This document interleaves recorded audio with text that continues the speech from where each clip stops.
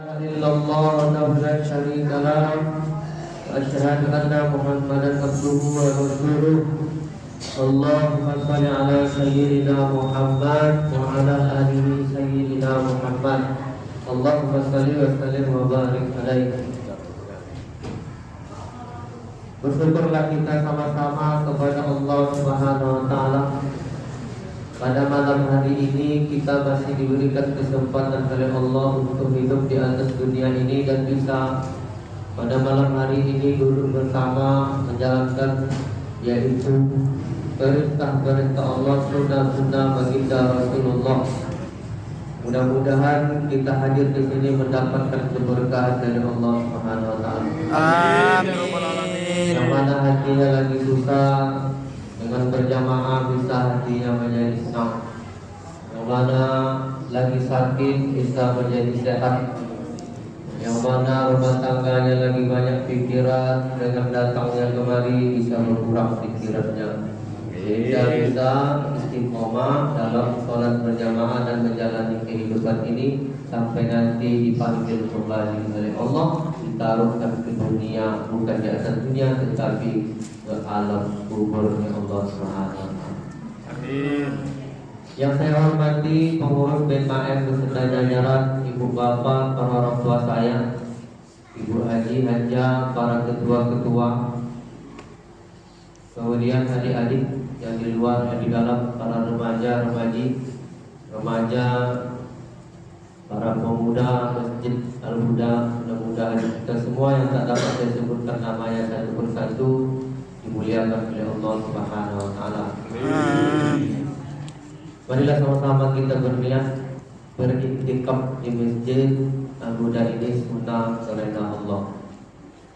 Dengan niat itu nama a'malu binniyat, mudah-mudahan disampaikan oleh Allah segala hajat kita, segala cita-cita kita, segala apa yang kita inginkan. Udhuni astajib lakum, dengan niat tersebut maka Allah akan kabulkan segala permintaan kita. Amin. Karena di dalam bulan suci Ramadan ini mustahil Allah tak memberikan ketenangan di dalam kehidupan kita. Ada 4 macam kunci ketenangan di dalam hidup. Ibu mau tenang ibu? Mau tenang, mau senang kan? Mau menang kan? Semuanya itu kita mau. Tetapi sebelum itu kita inginkan, marilah banyak-banyak kita menjalankan sunnah baginda Rasulullah. Ya, apa yang disunahkan oleh baginda Rasulullah itu selalu kita kerjakan dalam kehidupan kita. Semoga kita semuanya ini mendapatkan syafaatnya sampai yaumil akhir kelak nantinya. Amin. Kita punya anak-anak yang kita miliki, yang kita lahirkan baik secara normal ataupun operasi, bahkan sampai kita ada yang meninggal, menjadi anak-anak yang soleh dan solehah, mengikuti jejak-jejak baginda Rasulullah Sallallahu Alaihi Wasallam.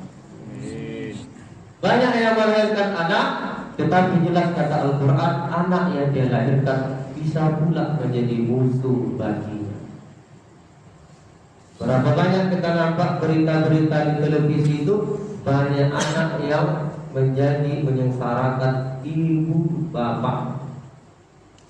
Berdoalah kita sama-sama dengan makanan yang halal, pakaian yang halal, tempat tinggal yang hasilnya halal, itu bisa menjadikan anak-anak yang kita lahirkan bisa membela kita nanti di akhir. Maka kata Allah, "Afala ta'qilun?" Kita pikirkanlah apa yang kita kasih kepada anak, kepada keluarga. Istri, berapa banyak istri yang sudah membunuh suaminya? Pak, banyak suami-suami dibunuh Pak. Udah capek pula balik mencari rezeki, ketika tak dapat rezeki, segini pula. Tak tahu lah bang ni. Sikit kali duit. Ini istri-istri benda ini banyak kita doakan supaya bisa bertobat. Berapa banyak yang suami sengsara, jadi beli bangunan, yang mengecat, yang ke laut sehingga terbentang nikmat yang terbentang. Keluar biji mata yang mencari rezeki menarik jaring itu untuk apa, bagaimana supaya anak yang dia sekolah terbaik, istri yang dia kasih di rumah terbaik. Kadang-kadang disuruh oleh suaminya sholat, lebih sempurna pula gerakan TikTok dia dibandingkan gerakan sholat itu. Tapi kalau sini ibu yang bagus di sana mungkin ya. Ibu bapak para orang tua saya yang dimuliakan oleh Allah, duduknya kita di sini, Allah melihat, Allah memantau dengan CCTV-nya. Wa huwa ma'akum aina kuntum. Allah beserta kita dimanapun kita berada. Janganlah kita merasa ragu dan kita merasa bahwa tidak dibalas oleh Allah duduknya kita di masjid. Yang pertama apa? Kunci ketenangan yang pertama adalah wudhu. Dengan banyaknya kita melakukan wudhu ini, 5 waktu sehari semalam, mulai lagi sholat sunat, baca Al-Quran, kita ambil cuci tangan, cuci mulut, yang cuci kuping. Dalam hakikatnya kita berdoa kepada Allah, ya Allah, aku cuci tangan aku ini, tercampaklah, gugurlah dosa-dosa tak, gugur dosa-dosa kuping, dosa mulut, gugur semuanya yang ada dalam diri kita ini dalam 5 waktu yang kita suci. Maka kata Allah, akulah yang memberikan ketenangan itu di dalam hatimu ketika kamu sudah bersih, sudah suci. Jadi kan bertanya, apa hubungan wudhu pula dengan ketenangan hati? Tetapi kalau hati tenang itu harus duitnya banyak. Allah itu menjadikan fenomena kehidupan ini di Arab dulu, waktu di kota Mekah itu Pak, namanya dinar, duit. Duit itu dinar, agama neraka. Gara-gara sibuk siang malam mencari duit, terjual agama, tergani agama, masuk dalam neraka. Tak tentu lagi berwudhu, sibuk aja bekerja. Ini macam mana lah ni? Mau lah berganti baju raya tidak ni? Abang tu malas. Gimana lah baju ni tak berganti, kuih raya lagi tak berganti, tamu datang dari Medan, dari Kisaran, dari mana? Habis otak tu. Nah, tapi kalau ibu ni tak mahu, nampak dia kan? Jadi banyak-banyaklah berwudu. Habis wudu berbarui lagi. Jadi anak-anak muda gitu juga. Kalau suntuk stres, nah ditinggalkan apa si doi itu ya kan? Tak pernah balas dia WA ya kan? Tak lama tak balas. Kenapa ada banyak? Ada orang siantar kemarin itu anak muda yang kena kurang dia mendekatkan diri kepada Allah, kurang diperhatikan oleh orang tuanya bab cinta. Gantung leher dia. Kenapa? Pernah saking stresnya ditinggal oleh pacarnya. Kan anak muda ini perlu diperhatikan itu. Orang bilang itu coki, bukan salah makan mungkin. Jadi perlu diperhatikan. Jadi jangan sempat kita gantung di diri. Gara-gara apa? Gara-gara dunia. Kalau pangkat jabatan taruh oleh sini, kalau tak ada lagi pangkat jabatan awak, kalau lepas tak ada. Gigi aja contohnya kalau udah mau jatuh, gimana menahan lagi? Gak bisa. Itu salah satu ya. Wudhu. Yang kedua, sholat. Ya, as-sholat bin manudin. Didirikanlah agama dengan sholat. Perbaiki sholat. Ya, dalam rumah tangga itu harus sholat. Tak bisa berdiri, duduk Pak. Kalau tak bisa duduk, berbaring. Kalau tak bisa berbaring, dia memainkan apa? Hakikatnya ya. Hakikat. Kalau tak bisa lagi, panggil dokter periksa. Gimana Pak Dokter? Bisa lagi? Tak bisa nampak. Kukus, kenapa ya? Kan? Kukus tak? Tahu dah dulu ya. Tak kena takbir. Dulu kalau tak mau ke masjid, 1 takbir, 2 takbir pun tak mau. Yang aku kasih 4 takbir. Allahu Akbar Al-Fatihah, Allahu Akbar Salawat, Allahu Akbar doa pertama, Allahu Akbar doa kedua. Jangan sudah menunggu tua baru ke masjid. Jangan menunggu sudah mau meninggal, baru diantar ke masjid. Ini menjadi wadah. Ketika hati kita lagi suntuk, datang ke masjid. Datang boleh-boleh. Tapi kalau ibu bahaya juga tuh kalau menjenazah sendiri. Nah, di kamar itu zikir. Udah ya. Salat, udah tahu kita fungsi salat itu apa? Itu yang kedua. Yang ketiga adalah membaca Al-Qur'an. Malam hari ini Bu, kebetulan kita diturunkan ayat Al-Qur'an. Nuzulul Qur'an. Jadi nuzulul Qur'an itu keutamaannya apa? Diampuni oleh Allah dosa-dosa kita. Diberikan oleh Allah kebahagiaan. Makanya banyak yang keempat menyenangkan hati. Lanjut sambungannya adalah zikir. Apa zikir itu? Astaghfirullahaladzim. Boleh. Astaghfirullah Rabbal baraya. Astaghfirullah minal khataya. Boleh. Ya. Zikir dengan mata itu Ibu dalam pendapat para ulama yang pertama menangis. Astagfirullahaladzim. Menangis dia. Menangis dia. Bukan menangis gara-gara pikirkan baju ayo, tidak. Ini menangis juga, Ibu menangis juga. Iya, kalau dia menangis, aku menangis juga. Ada juga menangis dia tengok orang dapat PKH, dapat bantuan, dia tak dapat ya. Nah itu dia.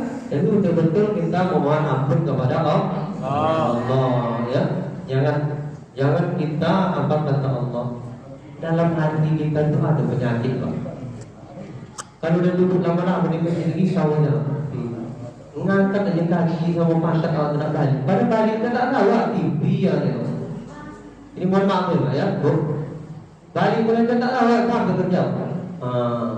Padahal di sini ini dipantau oleh Allah dikasih kesehatan. Itu orang-orang nadi kita, orang-orang dengan apa darah kita ini akan kembali berdetak ya. Dan selama kita di masjid dia akan kembali berdetak kencang ya, akan dinormalkan oleh Allah. Nah, jadi jangan kita merasa rugi. Waduh mengantuk di mata. Tahu salah. Saya karena mengantuk lagi tidur dulu. Soalnya itu tidur. Itulah perjuangan di masjid. Nah jadi zikir yang pertama itu adalah menangis, zikir mata. Tapi kalau dia zikir tangan banyak bersedekah. Banyak kasih sedekah. Mana yang susah-susah kasih. Mana yang mau kita kasih. Tapi jangan janda ya Pak. Ya janda nomor satu kasih kan. Ini janda nih. Jadi ini janda nih banyak. Ya janda aja. Kasih miskin. Kasih anak-anak yatim itu boleh ganti baju ayo ganti kan. Kalau dia janda itu gantikan aja Pak, tak masalah itu. Ya tak mengurangi ya.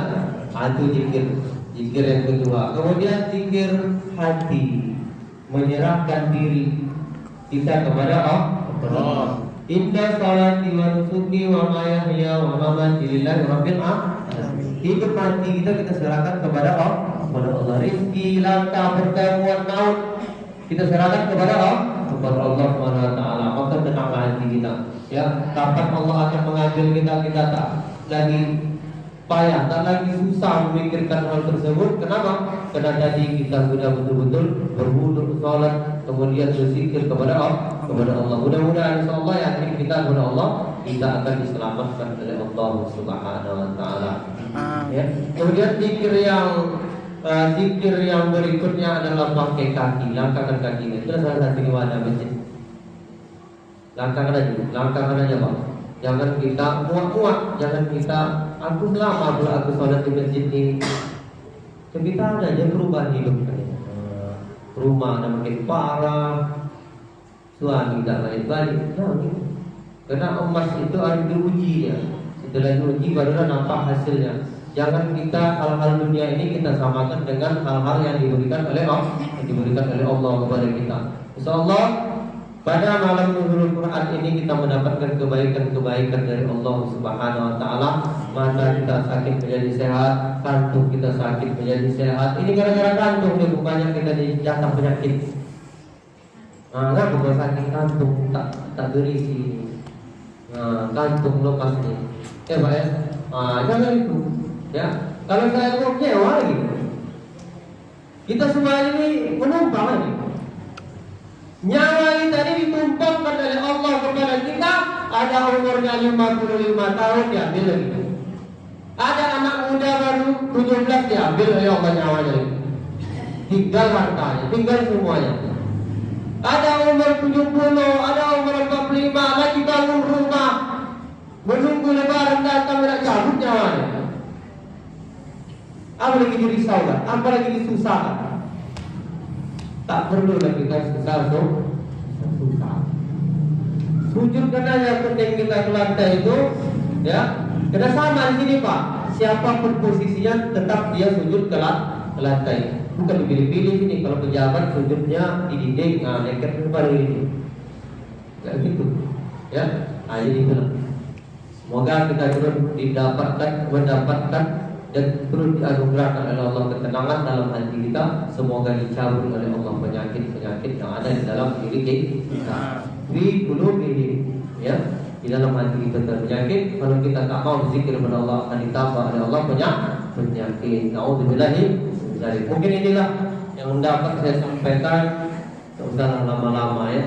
Nanti payah pula jadi penyesalan.